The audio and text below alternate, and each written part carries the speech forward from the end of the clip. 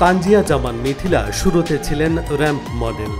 2019 সালে ভারতীয় পরিচালক হায়দার খানের রোহিঙ্গা সিনেমা দিয়ে অভিনয়ে অভিষেক। একই বছরে ফেস অফ বাংলাদেশ এবং ফেস অফ এশিয়ার মুকুট জেতেন। পরে 2020 সালে নির্বাচিত হন মিস ইউনিভার্স বাংলাদেশ। তানজিয়া জামান মিথিলা, বাংলাদেশ। অপেক্ষা ও প্রস্তুতির পর 2025 সালে আবার মিস ইউনিভার্স বাংলাদেশ মুকুট জেতেন মিথিলা। মর্যাদাপূর্ণ সুন্দরী প্রতিযোগিতাটির মূল আসরে অংশ নিতে থাইল্যান্ডের উদ্দেশ্যে উড়াল দেন 2 নভেম্বর।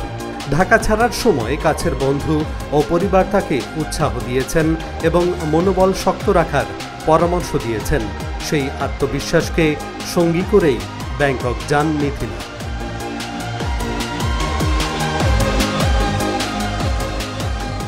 এবার প্রতিযোগিতার শুরুতেই এত সাড়া পাবেন ভাবেননি। বললেন, বাংলাদেশের মানুষ এভাবে সাপোর্ট করবে এটা সত্যি অবিশ্বাস্য। মনে হচ্ছে আমরা ভালো কিছু করব। পিপলস চয়েসে ভোটিংয়ে 5 নম্বরে জায়গা করার পর থেকে বিনোদন অঙ্গনের সহকর্মী, বন্ধু ও আত্মীয়রা সমর্থন জানিয়েছেন।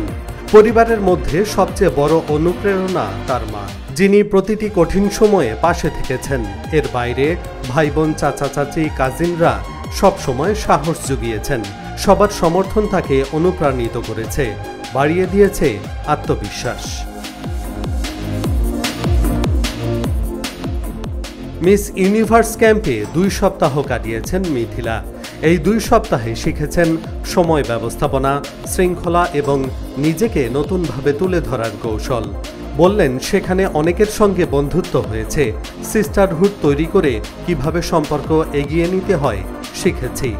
সবচেয়ে বড় বিষয়, মিস ইউনিভার্স আমাকে একটা নতুন মানুষ হিসেবে তৈরি করেছে, আমার যোগাযোগের দক্ষতা বাড়িয়েছে।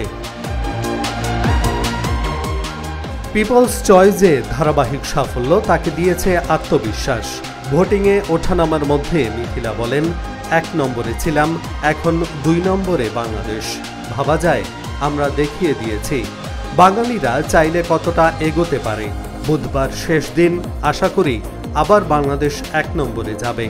মানুষের ভালোবাসা থাকলে অসম্ভব কিছুই নেই। পিপলস চয়েসে আজকেই শেষ হচ্ছে ভোট। পিপলস চয়েসে 1 নম্বরে থাকলে সরাসরি সেরা 30-এ পৌঁছে যাবেন মিথিলা। পর্যন্ত আসবো এবং বাংলাদেশের মানুষ এইভাবে সাপোর্ট করবে এবং আমার উপর বিশ্বাস করবে এবং আমি বিশ্বাস করি যে 21 নভেম্বর ঘোষণা হবে চূড়ান্ত ফলাফল। মিথিলা জানালেন, এটা একটা প্রতিযোগিতা, ফলাফল তো একটা আসবেই। ফলাফল যাই হোক, আমি খুবই খুশি, কারণ দেশের মানুষ আমাকে ভালোবেসেছে, এটাই সবচেয়ে বড় পাওয়া। এই পাওয়া নিয়েই আগামীর পথ চলা শুরু করব। এহসানুল হক, ঢাকা জার্নাল। নিশ্চয়ই নাম্বার 1 হতে চান আমার মতো, সো নাম্বার 1 হতে হবে।